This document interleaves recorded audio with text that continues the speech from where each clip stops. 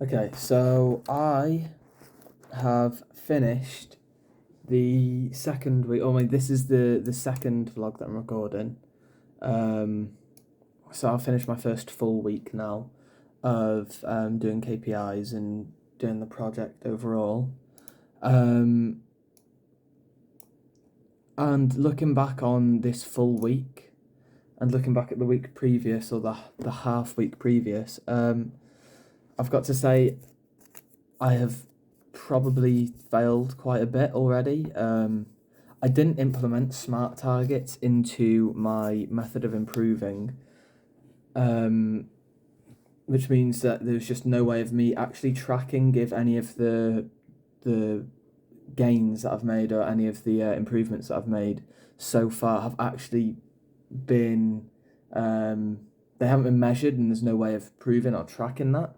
Instead of using smart targets to improve and using the stats to actually show that I've been improving and been getting better, um, I've been using Mick's advice and just focusing on his his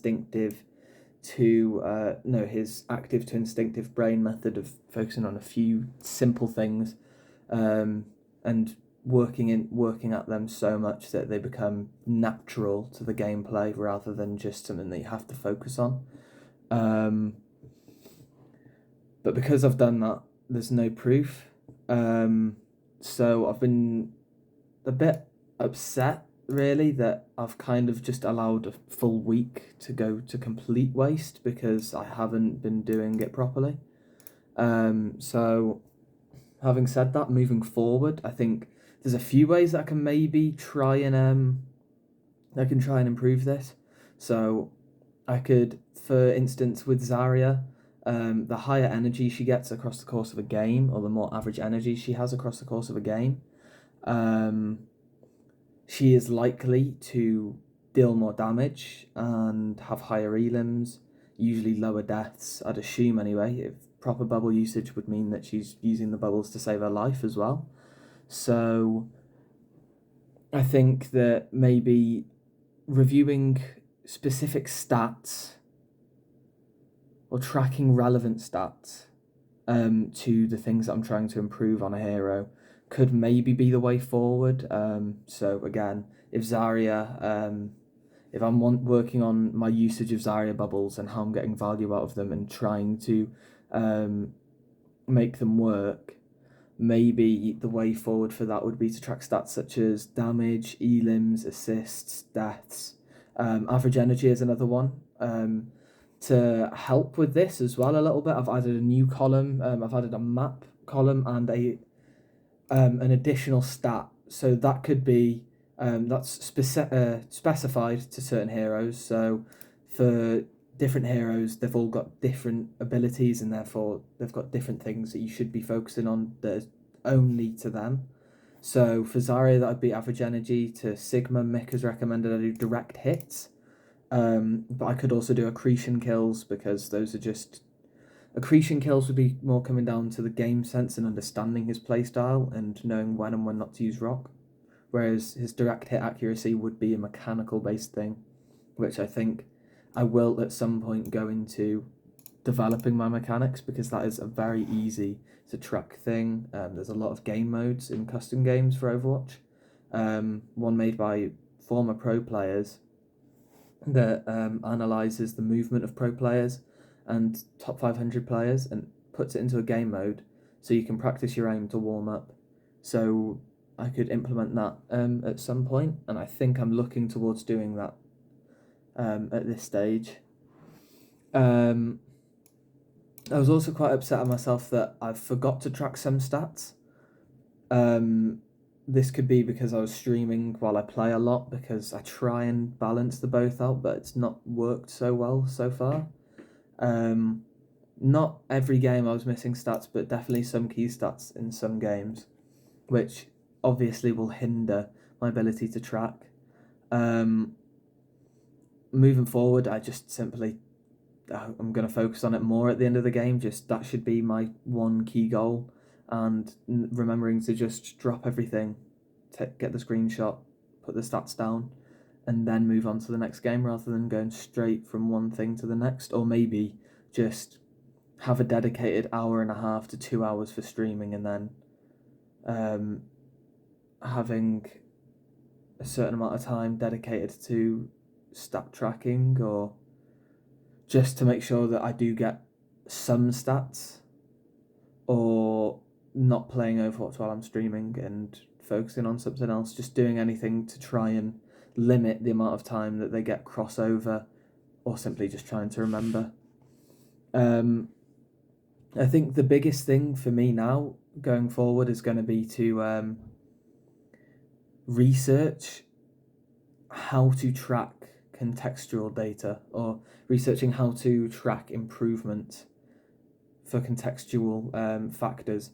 So Mick has expressed a big disliking to the ability of using stats to track improvement and track how your performance has changed, specifically in Overwatch, because it is a game that requires a lot of factors, which means that depending on the map, depending on the heroes that other people play, which is something that would obviously increase the amount of time that I'd be spending putting into KPIs to a ridiculous amount. I'd have to be implementing everybody's stats.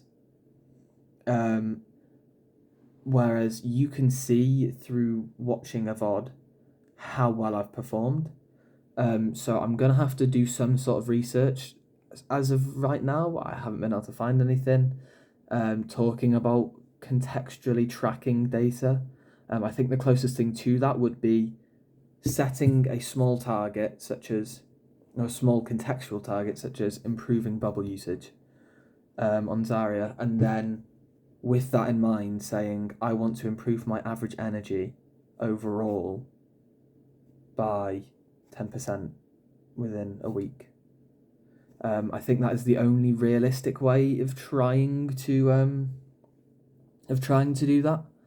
But then I also run into the issue of I play more than just Zarya though, and I'm not going to just play Zarya, because that would most likely mean that I'd have to also play Zarya in unfavourable positions, which means that my stats would also take a big hit from that. And although it isn't impossible to one-trick a hero in Overwatch, it is also something that is kind of frowned upon, because there are just some maps that just make it so hard to try and play one specific hero, especially when you're not controlling the entire team. You don't have control over all the pawns. So I think I'm going to have to set multiple smart targets for the heroes I do play. I'm going to try and limit my hero pool to maybe 4 to 5 heroes. So probably Zarya, Sigma, D.Va, Monkey, Junker Queen. And from there, I set contextual. I watched my gameplay back, and I set contextual smart targets, or where I feel like I'm lacking in the contextual sense. So that might be not playing enough high ground, which is resulting in more deaths for Sigma, or not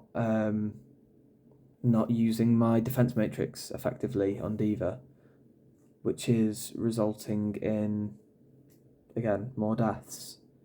And then from that, I'll think about the key stats that I'd have to track in order to show some sort of improvement. And therefore, I would actually be able to track these things. There is that difficulty with Overwatch, though, that I have a lot of data that I need to track. And in order to track that, I'm going to have a lot of different things to think about and to consider, which might become a little bit overbearing, all things considered. To try and work on 5 smart targets is a little bit over the top, but it's going to have to be something that I try and work on, and try not to let just try not to become overwhelmed by that, because that could very, very easily happen, just simply not being able to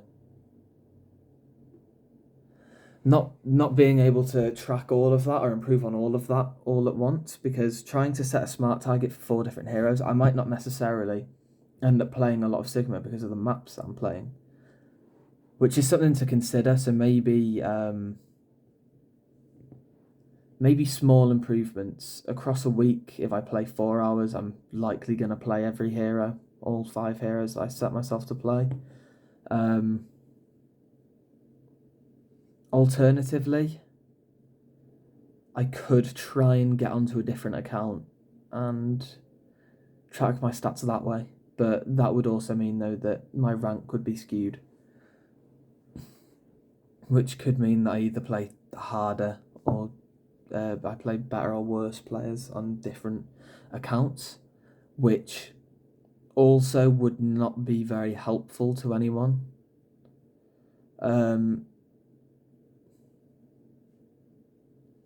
Hopefully, though, these changes to my system are going to be able to help me.